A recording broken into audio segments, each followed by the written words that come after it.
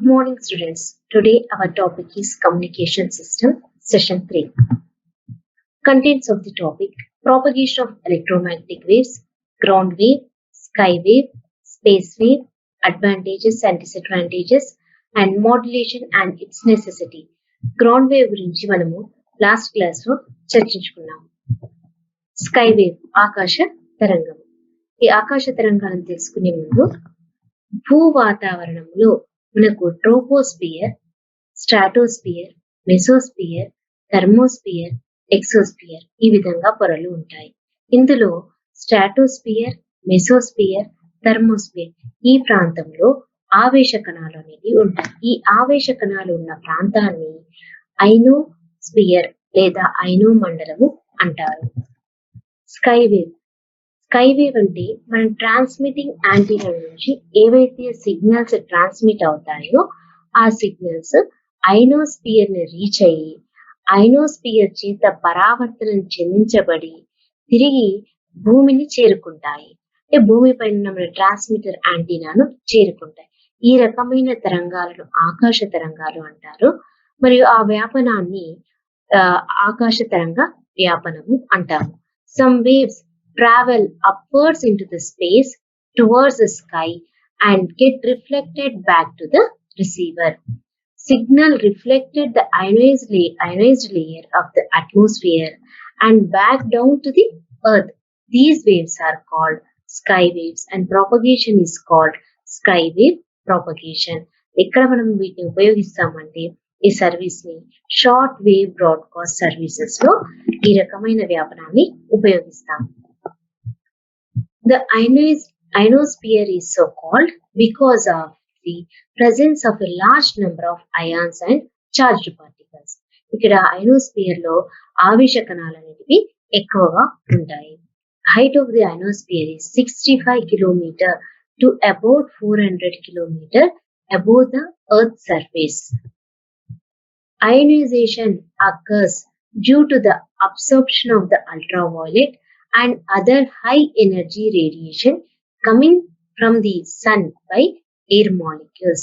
ఈ అయనైజేషన్ ఏ విధంగా ఏర్పడుతుందంటే భూమి నుంచి మనము భూమి పైన మనకి వివిధ పొరలలో గాలి అణువులు అనేటివి ఉంటాయి. భూమికి సమీపాన ఈ అణువులు అనేటివి ఎక్కువగా ఉంటాయి. భూమి నుంచి దూరంగా వెళ్తున్న కొద్దీ ఈ అణువుల సాంద్రత అనేది తగ్గుతూ ఉంటుంది. సూర్యుడి నుండి వికిరణాలు వెలువడినప్పుడు అంటే కాస్మిక్ రేస్, అల్ట్రావైలెట్ రేస్ ఈ వికిరణాల నుంచి అంటే ఈ వికిరణాల యొక్క శక్తిని ఈ అణువులు శోషించుకోవడం వలన మనకి ఎలక్ట్రాన్లు అనేటివి ఉద్గారం చెందుతాయి. ఈ ఎలక్ట్రాన్లని మనము ఆవేశ కణాలు అంటాము, చార్జ్డ్ పార్టికల్స్ అంటాము. సో భూమి నుంచి F2 లేయర్ లో మనకు గాలి అణువులు అనేటివి తక్కువగా ఉంటాయి కావున ఇక్కడ ఆవేశ కణాలు అనేటివి తక్కువగా ఏర్పడతాయి. అదే విధంగా భూమి నుండి మనము సమీపాన D లేయర్ ని కనుక పరిశీలించినట్లయితే ఇక్కడ అణువులు ఎక్కువగా ఉంటాయి. కానీ సూర్యుడి నుంచి వచ్చే ఇంటెన్సిటీ ఏదైతే ఉంటుందో రేడియేషన్ అది తక్కువగా ఉంటుంది. ఆ కారణం చేత ఇక్కడ ఆవేశ కణాలు అనేటివి తక్కువగా ఉంటాయి. మధ్య ప్రాంతమైన E మరియు F1 లేయర్ లో ఆవేశ కణాలు అనేటివి గరిష్ట స్థాయిని చేరుకుంటాయి.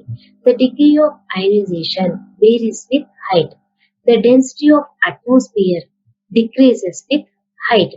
సాంద్రత అనేది అణువుల సాంద్రత అనేది భూమి నుంచి ఎత్తుకు వెళ్తున్న కొద్దీ తగ్గుతూ ఉంటుంది. At great heights, the solar radiation is intense, but there are few molecules to be ionized. So మనం ఈ ట్రాన్స్మిటింగ్ యాంటీనాను గమనించినట్లయితే ఈ ట్రాన్స్మిటింగ్ యాంటీనా నుంచి ట్రాన్స్మిట్ అయిన సిగ్నల్ ఐనో ఆవరణం వరకు చేరుకొని ఐనో ఆవరణం చేత పరావర్తనం చెందించబడి తిరిగి భూ వాతావరణాన్ని చేరుకుంటాయి. అంటే మన రిసీవింగ్ యాంటీనా ఉన్నది రిసీవింగ్ యాంటీనాను చేరుకుంటాయి. ఫ్రీక్వెన్సీని మన సిగ్నల్స్ యొక్క ఫ్రీక్వెన్సీని కనుక పెంచినట్టయితే ఈ లేయర్ కాకుండా F లేయర్ వరకు, F layer to F2 layer వరకు ఈ విధంగా ఐనో ఆవరణాన్ని చేరుకుని ఐనో ఆవరణం చేత పరావర్తనం చెందించబడి తిరిగి భూ వాతావరణాన్ని చేరుకుంటాయి. ఈ రకమైన తరంగాలను మనం ఆకాశ తరంగాలు అంటాము. ఈ రకమైన వ్యాపనాన్ని ఆకాశ తరంగాల వ్యాపనము అంటాము. స్కై వేవ్ ప్రాపగేషన్ అంటాం. 3 to 30 మెగాహెర్ట్జ్ వరకు మాత్రమే ఈ అయనైజేషన్ లేయర్ వల్ల అంటే ఈ అయనోస్ఫియర్ వల్ల పరావర్తనం చెందించబడి తిరిగి భూ వాతావరణాన్ని చేరుకుంటాయి. 30 మెగాహెర్ట్జ్ కంటే ఎక్కువ పౌనఃపున్యంతో కనుక మన సిగ్నల్స్ ఉన్నట్లయితే ఆ సిగ్నల్స్ అయను ఆవరణం నుంచి చొచ్చుకొని పోయి తప్పించుకొని వెళ్ళిపోతాయి.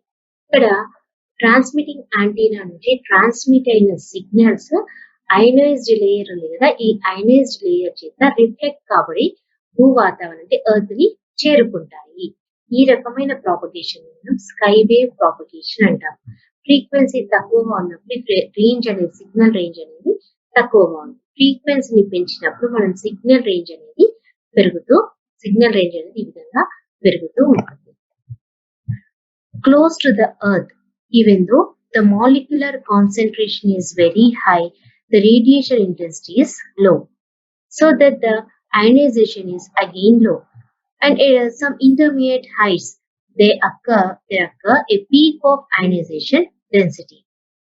The ionospheric layer acts as a reflector for a certain range of frequencies, 30 to 30 megahertz. Electromagnetic waves of frequencies higher than 30 megahertz penetrate through the ionosphere and escape. This phenomena of bending of EM waves so that they are diverted towards the earth is similar to total internal reflection in optics. ఈ concept దేన్ని పోలి ఉందంటే మన దృశ్యశాస్త్రంలో సంపూర్ణాంతర పరావర్తనాన్ని పోలి ఉంది. మనకు ionisation layer లో 4 layers ఉన్నాయి. D layer, E layer, F1 layer, F2 layer. D layer height వచ్చేసి 65 to 75 kilometers, the existing day only. E layer వచ్చేసి height 100 kilometers, existing during day only. F layer height 170 to 190 kilometers and F2 layer 300 kilometers at night, daytime లో 250 to 400 kilometers. ఏంటంటే F1 layer day time లో exist అవుతుంది, as well as evening night time లో ఏంటంటే ఈ F1 layer F2 layer తో merge అవుతుంది. F2 layer day and night day and night exist అవుతుంది. Comparison day and night. మనము అయనైజేషన్ లేయర్ లో 4 లేయర్స్ ని చూస్తున్నాం. D layer, E layer, F1 layer, F2 layer. ఈ 4 లేయర్స్ వల్ల మనకి ఏదైతే సమాచార ప్రసారం అనేది జరుగుతుందో డే టైమ్ లో యాక్టివ్ గా జరుగుతుంది. కానీ నైట్ టైం వచ్చేసరికి మనకు డి లేయర్ అండ్ ఈ లేయర్ రెండు కూడా డిసపియర్ అవుతాయి. బికాస్ ఇక్కడ నైట్ టైమ్ లో ఆవేశ కణాలు అనేవి ఉండవు, ఎందుకంటే సూర్యుని నుంచి మనకు శక్తి అనేది ఉండదు. కాబట్టి ఇక్కడ అయనైజేషన్ అనేది నైట్ టైమ్ లో జరగదు. F2 లేయర్ లో అండ్ F1 లేయర్ ఇవి రెండు మర్జ్ అయిపోతాయి. గ్యాలక్సీ నుంచి ఏదైతే మనకు ఎనర్జీ రిలీజ్ అవుతుందో ఆ ఎనర్జీని ఉపయోగించుకుంటాయి. ఇక్కడ అయనైజేషన్ అనేది జరుగుతుంది. So day and night difference ఈ విధంగా ఉంటుంది. Advantages of sky wave propagation. It supports a large distance propagation. Frequency range of operation is considerably high, 3 to 30 megahertz వరకు ఉంటుంది. Attenuation due to atmospheric condition is less. So క్షీణత అనేది తక్కువగా ఉంటుంది. Disadvantages of sky wave propagation. Disadvantages ఏంటి మనకి? Long distance propagation requires large sized antennas. ఇక్కడ మన ఇంకొక డిసడ్వాంటేజ్ ఏంటంటే మనకి ఈ అయనైజేషన్ లేయర్ లో మార్నింగ్ అండ్ నైట్ వేరుగా ఉంటుంది. అంటే మార్నింగ్ ఒక విధంగా జరుగుతుంది, నైట్ వేరేలాగా ఉంటుంది. Due to presence of the ionosphere near and far during night and day respectively, there exist variation in signal transmission in day and night. ఈ సిగ్నల్ ట్రాన్స్మిషన్ అనేది డే లో వేరుగా ఉంటుంది, నైట్ లో వేరే రకంగా ఉంటుంది. అంటే డే లో D layer, E layer, F1 layer, F2 layer వల్ల జరుగుతుంది. నైట్ మాత్రం ఓన్లీ F లేయర్ వల్ల మాత్రమే జరుగుతుంది. Applications: satellite communications. We are used in satellite communications. Space wave, అంతరిక్ష తరంగం. Another mode of radio wave propagation is by space wave. మనకు space wave అంటే ఏంటంటే ఇక్కడ స్పేస్ వేవ్ లో transmitting antenna and this is receiving antenna.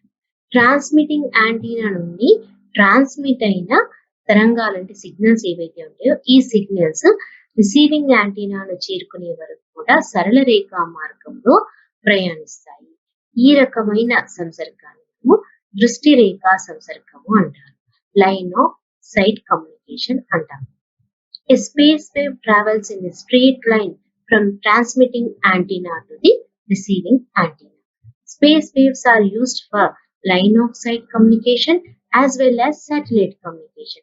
At frequencies above 40 MHz, communication is essentially limited to line of sight communication. మనం ఈ space waves ని రెండు రకాలుగా ఉపయోగిస్తాము.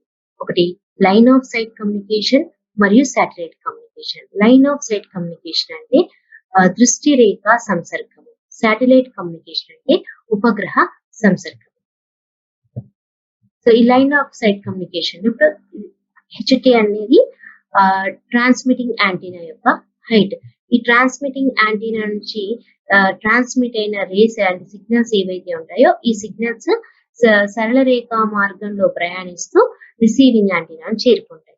రిసీవింగ్ యాంటీనా చేరుకోవాలి అంటే ఈ ఏవైతే సిగ్నల్స్ ఉంటాయో ఈ సిగ్నల్స్ ని అడ్డుకునేంత హైట్ లో మన రిసీవింగ్ యాంటీనా అనేది ఉండాలి. సో ఇక్కడ భూమి యొక్క వ్యాసార్థాన్ని ఆర్ అనుకుంటాము. అంటే radius of the earth is R. ఇక్కడ డిటిని క్షితిజ దూరము అంటాము. అంటే ట్రాన్స్మిటింగ్ యాంటీనా నుండి క్షితిజ దూరము. డిఎం అంటే distance between transmitting antenna to receiving antenna. మనం ఇప్పుడు ఈ క్షితిజ దూరముని ఫైండ్ అవుట్ చేయబోతున్నాం. సో ఇది భూమి యొక్క ఉపరితలం. భూమి యొక్క ఉపరితలం వక్రంగా అంటే వక్రతలాకారాన్ని పోలి ఉంటుంది. ఇక్కడ బిసి అనేది భూమి యొక్క వ్యాసార్థము, ఏబి అనేది మన క్షితిజ దూరము హారిజన్ డిస్టెన్స్ ని, హెచ్టి అనేది ట్రాన్స్మిటింగ్ యాంటీనా యొక్క హైట్. ఏ నుంచి సి అనగా మనకి యాంటీనా హైట్ ప్లస్ భూమి యొక్క వ్యాసార్థం ఆర్ అవుతుంది. So according to Pythagoras theorem AC square is equal AB square plus BC square. AB square plus BC square is equal AC square. AB square అనేది మనకు DT square అవుతుంది. So AB square plus DT square plus BC square అంటే భూమి యొక్క వ్యాసార్థము R square is equal AC square. AC square అంటే HT plus R whole square. AC అంటే HT plus R whole square. Simplification చేసినప్పుడు DT square is equal R square ని తీసుకెళ్దాం minus R square. HT plus R square A plus B whole square రూపంలో ఉంది. So HT square plus R square plus 2r HT. ఇక్కడ plus R square minus R square రెండు cancel అవుతాయి. అప్పుడు DT square is equal HT square plus 2r HT అవుతుంది. భూమి యొక్క వ్యాసార్థంతో పోల్చినప్పుడు యాంటీనా హైట్ అనేది చాలా చిన్న పరిమాణం అని చెప్పుకోవచ్చు. సో ఈ సందర్భంలో 2rHT తో పోలిస్తే హెచ్టి అనేది తక్కువగా ఉంటుంది. దీన్ని నెగ్లెక్ట్ చేసినట్టయితే DT square is equal 2rHT. So DT is equal 2rHT to the power of half or under root 2rHT అవుతుంది. డిటి అనేది మనకు క్షితిజ దూరం, ఈ సిగ్నల్ యొక్క రేంజ్ ఎంత వరకు ఉంటుంది అనేది తెలియజేస్తుంది. సో ఇప్పుడు ఏంటంటే మనం సిగ్నల్ ట్రాన్స్మిటింగ్ యాంటీనా నుంచి రిసీవింగ్ యాంటీనాను చేరుకోవాలి అంటే ట్రాన్స్మిటింగ్ యాంటీనా కంటే కూడా రిసీవింగ్ యాంటీనా హైట్ అనేది ఎక్కువ, అంటే ఎక్కువ ఉండాలి. ఎక్కువ ఉన్నప్పుడే ఈ సిగ్నల్స్ ని అడ్డుకోగలుగుతుంది రిసీవింగ్ యాంటీనా. సో ఈ విధంగా సిగ్నల్స్ ట్రాన్స్మిటింగ్ యాంటీనా నుంచి రిసీవింగ్ యాంటీనా వరకు సరళ రేఖా మార్గంలో ప్రయాణిస్తాయి. మనము ఈ డిఎం వాల్యూని ఫైండ్ అవుట్ చేద్దాం. డిఎం అంటే distance between transmitting antenna to receiving antenna. So ఇంత ముందుగా మనము డెరైవ్ చేసినట్టు DT is equal to 2rHT to the power of half. Similarly ఈ వైపుగా కూడా మనము డెరైవ్ చేస్తే DR is equal 2rHR to the power of half వస్తుంది. So total distance is equal DM is equal DT plus DR. So ఇక్కడ మనం DT వాల్యూని substitute చేసి దెన్ డిఆర్ వాల్యూ సబ్స్టిట్యూట్ చేసినట్టయితే డిఎం ఈజ్ ఈక్వల్ టు ఈ విధంగా 2rHT to the power of half plus 2rHR to the power of half వస్తుంది. అయితే DM is equal under root 2rHT plus 2rHR ని ఈ విధంగా పొందుతాం. So total distance is equal total distance యొక్క formula ఈ విధంగా ఏర్పడుతుంది. సో ఇక్కడ మనం ఏంటంటే distance between height of transmitting antenna నుంచి రిసీవింగ్ యాంటీనా వరకు మధ్య దూరాన్ని కనుక్కోవచ్చు. Satellite communication. సో ఇక్కడ ఏంటి మనకి మన ట్రాన్స్మిటింగ్ యాంటీనా నుంచి ట్రాన్స్మిట్ అయిన సిగ్నల్స్ ఏవైతే ఉంటాయో ఈ సిగ్నల్స్ అయనైజేషన్ లేయర్ ని దాటుకుని పోయి శాటిలైట్ ని రీచ్ అవుతాయి. ఈ శాటిలైట్ ని రీచ్ అయిన తర్వాత తిరిగి భూ వాతావరణంలోకి చేరుకుంటాయి, అంటే డౌన్ లింక్ అంటాం దీన్ని రిసీవింగ్ యాంటీనా అంటాం. ఈ విధమైన సంసర్గాన్ని మనము శాటిలైట్ కమ్యూనికేషన్ లేదా ఉపగ్రహ సంసర్గము అంటాం. అప్లికేషన్స్ ఆఫ్ స్పేస్ వేవ్ ఇక్కడ ఉపయోగిస్తాం. AFM, TV and radio applications లో వీటిని ఉపయోగిస్తాం. And also very high frequency, ultra high frequency, radar and microwave signals అని కూడా ఈ సిస్టమ్ ని ఉపయోగిస్తాం. Space wave limitations. These waves are affected by the curvature of the earth. So the range of the communication is another limitation.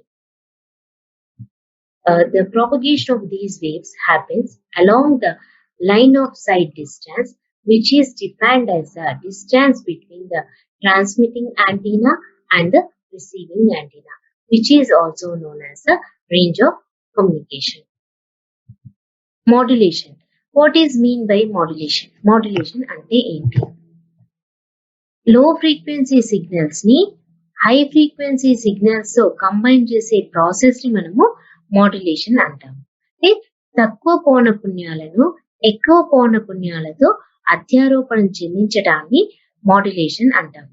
The original low frequency message signal cannot be transmitted to long distance.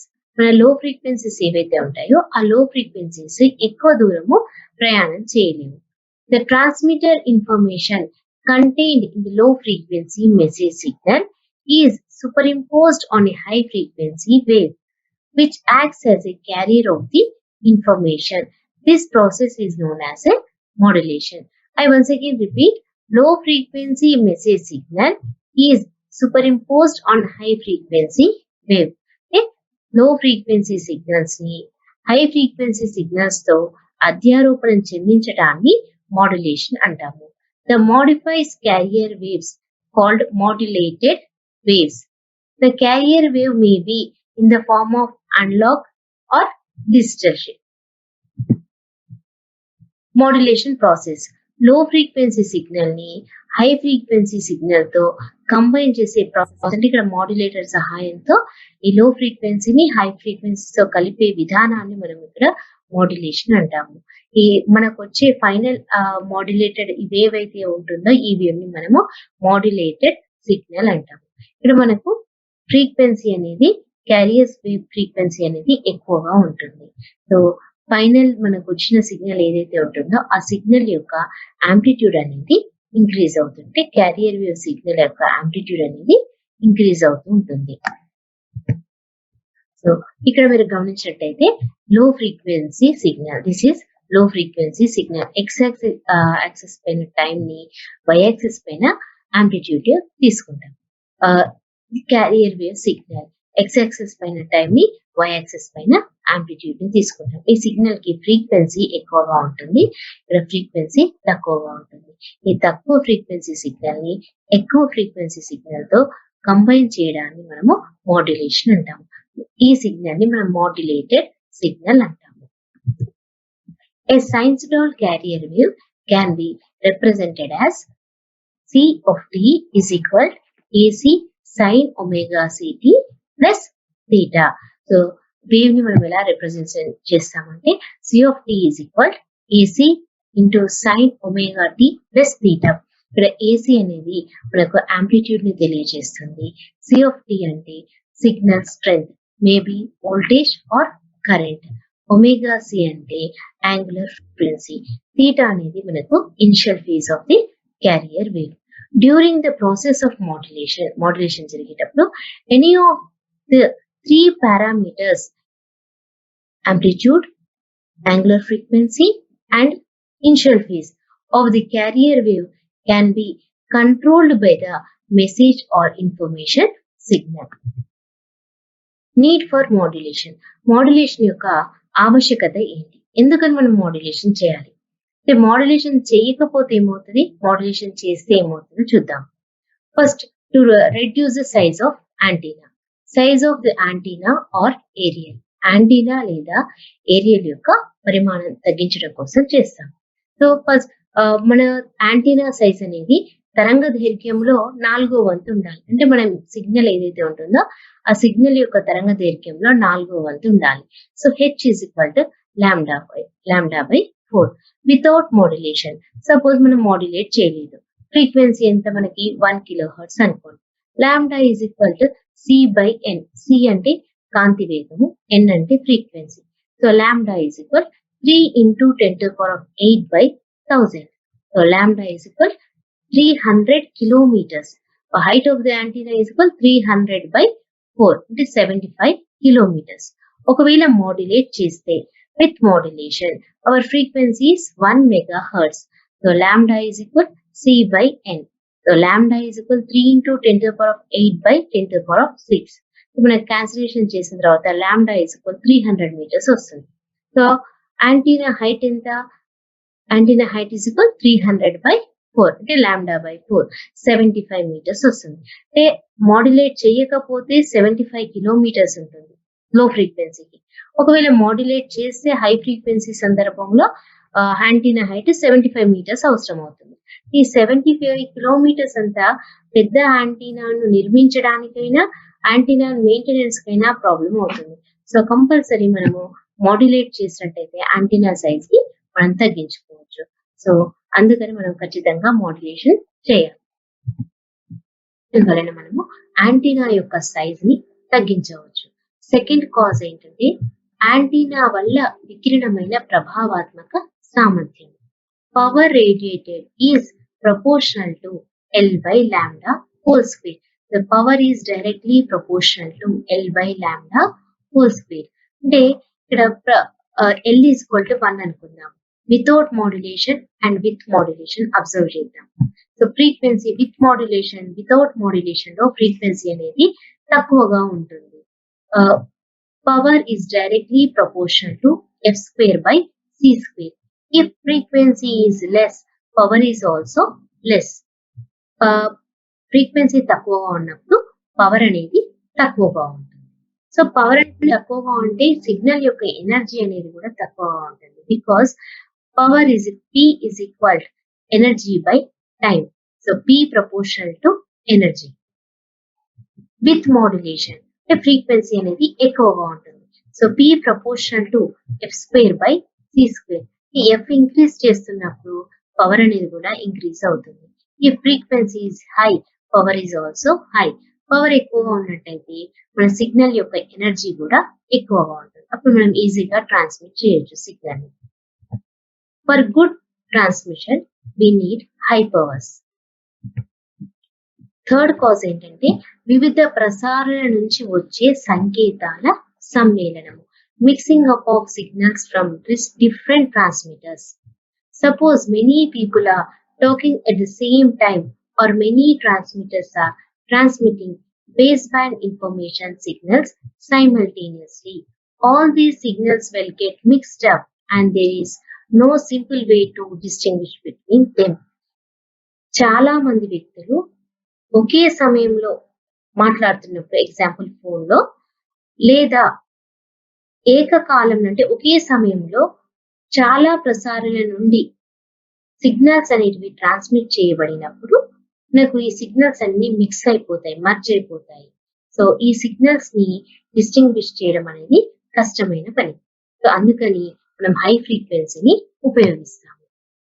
So high ఫ్రీక్వెన్సీని ఉపయోగించినప్పుడు ఏమవుతుందంటే this points out towards a possible solution by using communication at high frequencies and allotting a band of frequencies to each message signal for its transition. Each signal ki different signal frequency ranges అనేది ఉంటాయి. ఈ కారణం చేత మనము modulation అనేది చేయాలి. So advantages of modulation.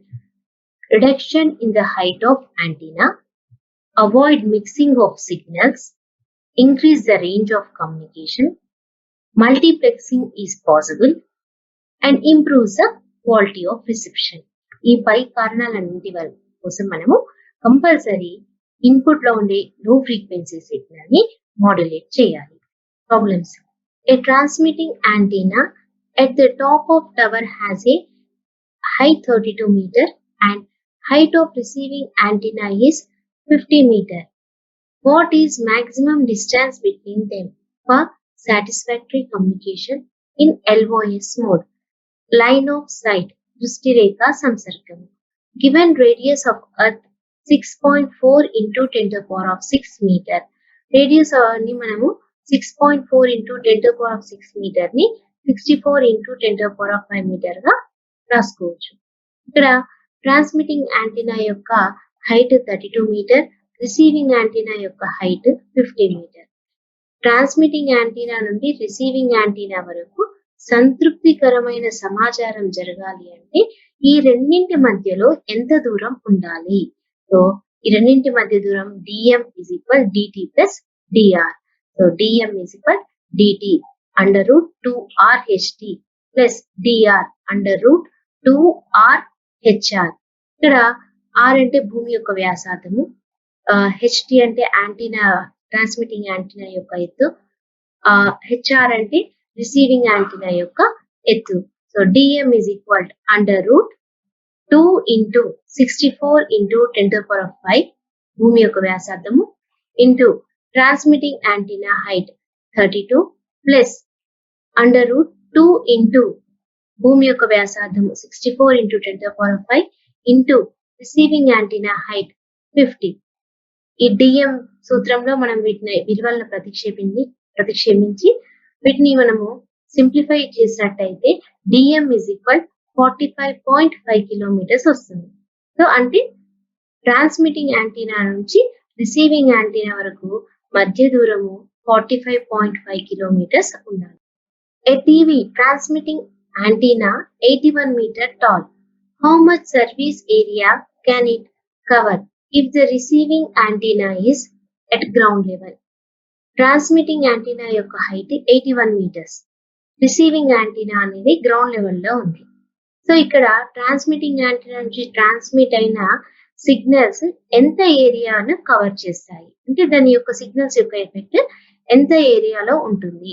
So transmitting antenna height 81 meter, భూమి యొక్క వ్యాసార్థం 6.4 into 10 to the power of 6 meter. So area is equal pi r square. Service area will be A equal pi dt square. ఇక్కడ r square అనగా మనకు dt square కి సమానం. అంటే signal యొక్క రేంజ్, క్షితిజ దూరము dt. So r square place లో మనం d స్క్వేర్ ని సబ్స్టిట్యూట్ చేసుకోవాలి. So dt is equal under root 2rht. ఇరువైపులా వర్గం చేసినట్టయితే dt square is equal 2rht అవుతుంది.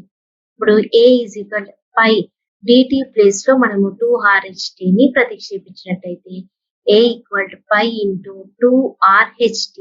పై వాల్యూ 22/7 ఇంటూ 2 ఇంటూ r అంటే భూమి యొక్క వ్యాసార్థము ఇంటూ ట్రాన్స్మిటింగ్ యాంటీనా యొక్క ఎత్తు 81 మీటర్. ఇది సింప్లిఫై చేసినట్టయితే మనకు a is equal to 3258 kilometer square వస్తుంది. అంటే ట్రాన్స్మిటింగ్ యాంటీనా నుండి ట్రాన్స్మిట్ అయిన సిగ్నల్స్ రేంజ్ అనేది 3258 kilometers ఉంటుంది. What are the basic blocks of communication system? ఖండ రూపంలో ప్రాథమిక భాగాలు ఏంటి అంటే మనకు ప్రాథమిక భాగాలు ప్రసారణి, మాధ్యమము, గ్రాహకము అంటే transmitter, channel, antenna. Mention the range of speech signal. మాట్లాడే సంకేతాల యొక్క పౌనపున్యాల వ్యాప్తి ఎంత? What is skywave propagation? ఆకాశ తరంగ వ్యాపనం అనగానేమి? Mention the various parts of the ionosphere. ఐనో మండలంలోని వివిధ భాగాల పేర్లను పేర్కొనండి. Define modulation and why is it necessary? Modulation అనగానేమి, దాని యొక్క ఆవశ్యకతను తెలియజేయండి. Which of communication is employed in mobile phones? Mobile phones లలో ఏ రకమైన సంసర్గాన్ని ఉపయోగిస్తారు? What is ground wave? When is it used for communication? Ground wave అనగానేమి అంటే భూతరంగం అనగానేమి ఏ సందర్భంలో ఉపయోగిస్తారు? Thank you students.